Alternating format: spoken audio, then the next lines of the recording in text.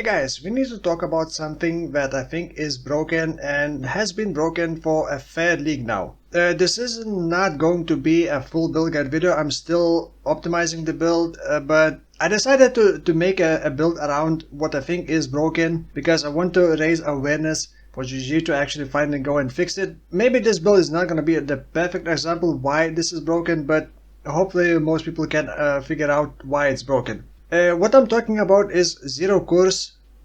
Can I call it zero course abuse? Maybe I can. Essentially, you lower your maximum course to 0 and then try to apply as many courses per hit as possible. In my case, it's 3 courses with the Hands of the High Templar gloves. Now, the reason why I'm doing that is because a course master says recover 1% mana and life when you course a non-coursed enemy. Now, the thing is, when you have 0 courses, 0 maximum course, and you try to course an enemy, it still technically courses an enemy, but also removes the course immediately, I guess. And you essentially recover 1% life and mana per course per hit. So if you got 3 courses applied per hit, you're going to recover 3% life and mana every single hit. And if you're hitting like 10, 20, 100 times per second, well, guess what? You're gonna be pretty much immortal unless something one-shots you. And all you need to achieve that is pretty much Replica's Doedre's damning. You can apply 1 fewer course. That's it. That is all. And then the course mastery. Now, other than a massive amount of recovery, the way you can actually benefit like damage-wise is Indigon.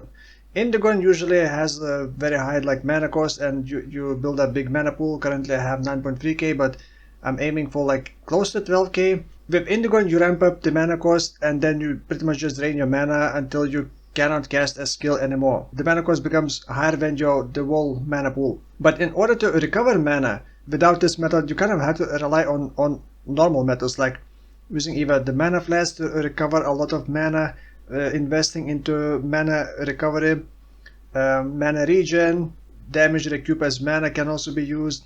But all of those things are not instant. Even leech is not instant, and well, 10% leech could be, but with this method you pretty much can recover full of your life and mana pretty much every time you perform an attack. Every time you cast, you're gonna drain your mana because of Indigon ramp up, and also immediately fill back up. You're going to be able to very quickly ramp up Indigon to the crazy amounts. And the build that I'm doing is, I'm not gonna talk fully about the build, but I'm doing mana forged Indigon build. So essentially what is gonna be happening with this build, and I already tested, I showed a short clip.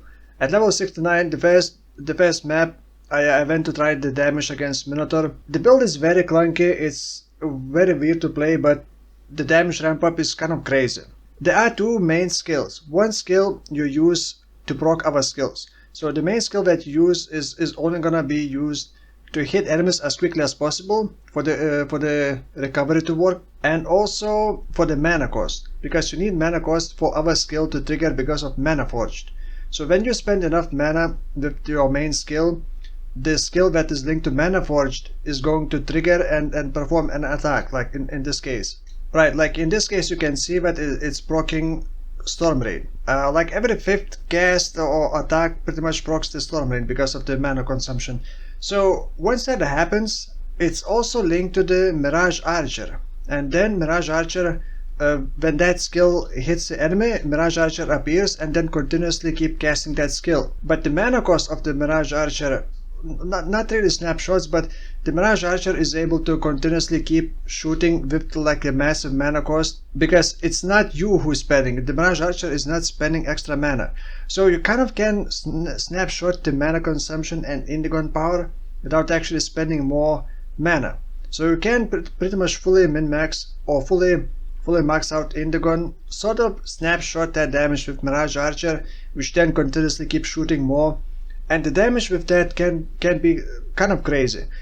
However, I'm not sure how I can even calculate that damage, because the numbers can get out of hand very quickly. But I don't know how much mana I can spend recently, how much can I enter, because technically with one shot I can refill all my mana. So as long as I can keep refilling my mana with a single shot, the next shot will be able to use all of my mana again. As long as the mana cost of the main skill does not go above maximum mana pool, I should be able to snapshot that damage into Mirage.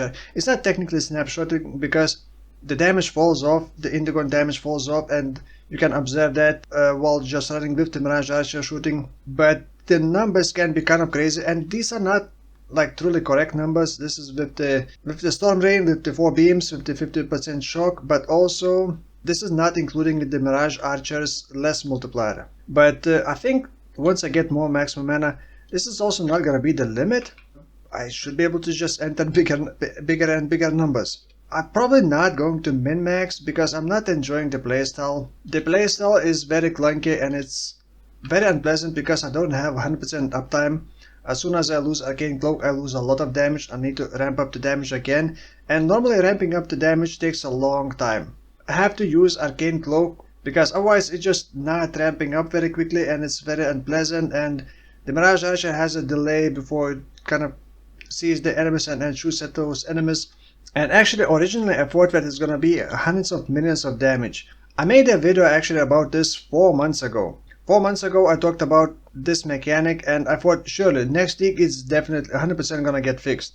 I guess GG thought that it's a low priority thing, so we didn't really fix it for some reason. Back then I did not want to make a build around this because I thought that this is just straight up bug abuse. But I guess if they haven't fixed it for a fair league, I will do a build with it, and yeah, we'll see where it goes, I guess. Now, this build is not my creation. I copied the build from Grimsslade. If you look at these numbers, these are just insane numbers, and I even lowered the mana spent recently. There are very many unknowns about this build, so I don't know how much mana exactly I can enter. I'm not sure who discovered this mechanic. There were a couple of people talking about this like 2 and even 3 weeks ago. There was one person from my stream, Beoops. I think he was the first who created a build around it. And last league there was also Attempt Crate who was also making a mana stacking build, and then Grimsslade. And I think a couple other players, I actually don't even remember, but there were a couple players already building and like very strong builds around that. But I guess none of the big streamers picked it up and none of the big content creators picked it up, and that's why it's still on their low priority list. And I'm making a video to once again say that hey, this is broken. If you want like really OP build, look into this. As for the mana stacking, by the way, a very good way to get thousands of extra mana is using Journey Tattoo of the Mind. If you stack 4 of them, you're gonna be getting, what is it?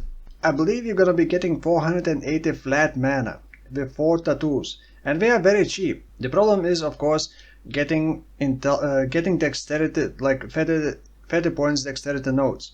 And another way to get a lot of mana is using Chevron's Revelation. With the Catalyst can also reach like 300 mana.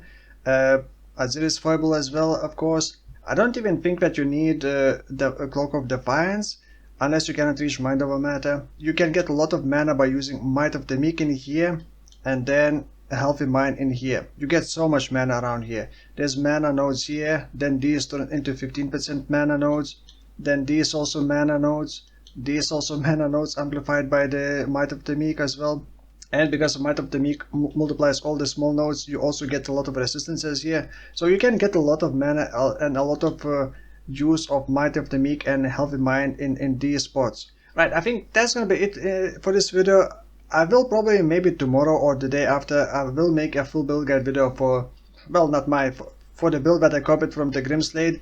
I did adjust it for my own taste, and you really need quite a lot of things. It's kind of a big shopping list if you want to later copy that build. I will include Path of Building import code with the Grimslade's plan, but keep in mind that it's not gonna be what the actual numbers may be. So yeah, thank you for watching, and I will see you in the next one. Bye bye.